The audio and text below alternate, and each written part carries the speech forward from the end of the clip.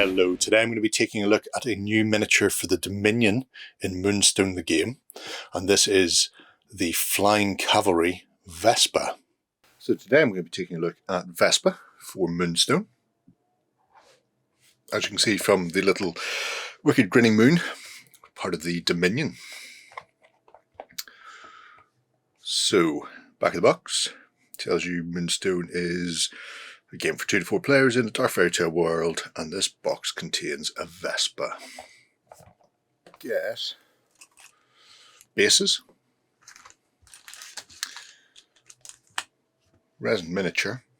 And the card. So,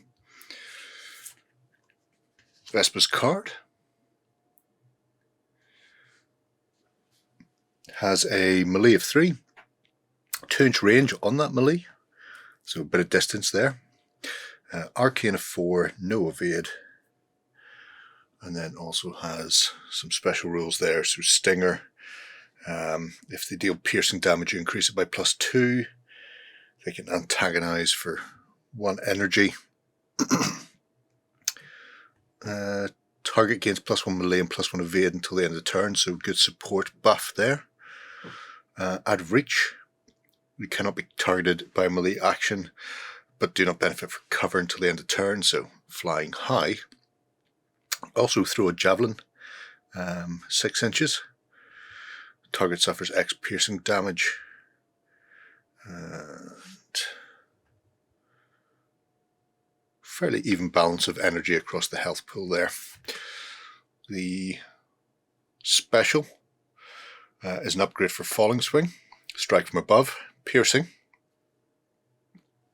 and because of piercing, all of these would benefit from +2 damage if it deals damage, and in most cases will. So even the low guard, which would do 0, would increase to +2 because of that stinger ability.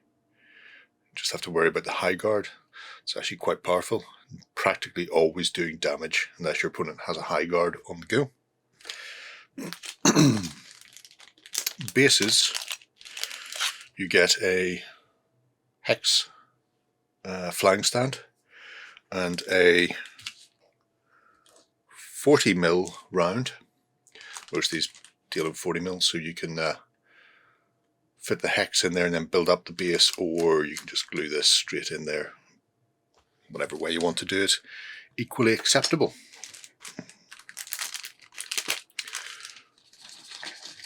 Having a look then at Vespa herself. So we have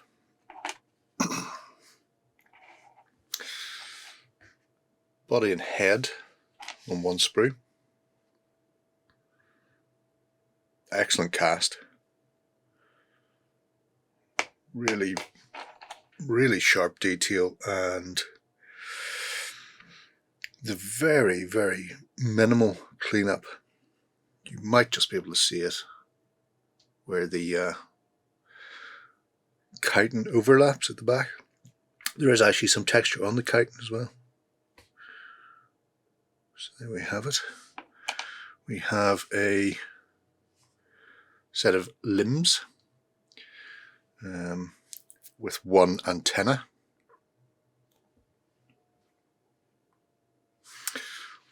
We also have Vespa herself holding on via the other antenna with that wicked javelin. Needs a slight straighten, very, very slight. Again, gorgeous detail and very, very crisp casting. And then we have the wings. As you can see, veins running through the wings there. Beautiful stuff. Let's get her built. Alright, I'm back with Vespa, our fairy animal soldier. More or less assembled. She's just tacked on there because I'm not sure how I'm going to paint this yet. So the body and this front antenna, I've just added a bit of blue tack to keep them in place there. Beautiful sculpt. Went together very easily. Even the legs, of which you see these front 4, they're separate and I had the fear when I seen the two little notches that they are to be attached to, but I did the back leg first, where there's less room to maneuver, and then did the front leg, and the ball socket is angled in such a way that it makes fitting those very easy. You have a bit of wiggle room as well, so you can spin them around or move them out slightly. I've not put the wings on yet. Let me see. You are this side's wing. So the wings would just fit in there. And the reason I've not put these wings on, let me just hold them up so you can see what they're like. Bush bush. Very nice. Is there's an upgrade pack you can pick up, which has got these cast clear resin wings. And I think that they're really neat. A bit more expensive, but when you're buying little boutique models like this, you're already paying a premium because they're essentially a small company doing small runs. So it's a game that doesn't require more than 6 models. I can afford a little expense to dress things up. So that is Vespa, and that is her clear wings. I have been toying with the idea of using colour flip paints on them. So this is a cobalt colour flip. I'm not sure if the camera will pick this up particularly well, but it's see-through but with a cobalt blue shine. And then this one is Storm Surge, which is a green. And again, it's on a clear resin, and you can just see the sort of the tints. I don't know if the camera will show that to its true effect, but in real life, there's a really striking green, blue-green off this, like an emerald. And this has got a sort of a more subdued blue, but I'm thinking about using those over the wings, so I get that sort of translucent fly-like effect, and then I won't have to do anything else to them. You could just glue them on as is, and it will do a very similar job anyway, but I just thought it'd be interesting. So there we go, Vespa for Moonstone.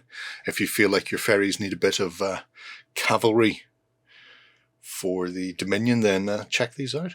So there we have it. Exactly what the Fae needed. More quick-moving, long-ranged attacks. A little bit different, and a nice figure, both to build and hopefully to paint up as well. I can't wait to get stuck into this. The optional see-through wings, I think, could be a really interesting little featurette if you like to go that way. If you'd like to be a more traditional painter, then you can just do her straight out of the box and still have an awful lot of fun with it. But let me know what you think below, and if you're going to get stuck into the Dominion for Moonstone. Until next time, bye bye. Go ahead and check out our other content on screen now, and while you're at it, why not hit subscribe and remember to ding our dong. Go on, you know you want to click it. Go on.